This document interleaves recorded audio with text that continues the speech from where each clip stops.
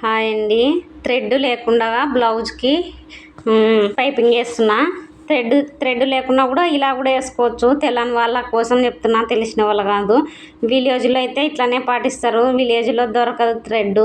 ఇంతవరకు థ్రెడ్ లేకుండానే వేసుకున్నాం. ఇప్పుడైతే కొత్తగా వచ్చింది థ్రెడ్. సిటీలో మాత్రమే అది ఎక్కువ అడుగుతారు కూడా కస్టమర్. ఈడైతే విలేజ్లో ఎవరు అడగరు, దాన్ని గుర్తించరు కూడా. నేనైతే నీట్గా వేస్తాను. థ్రెడ్ ఎలా వేస్తే అట్లా నీట్గా పాటిస్తాను, అంతకు నీట్గా వేస్తాను నేను. మా కస్టమర్కి నచ్చేలాగానే వేస్తాను నేను.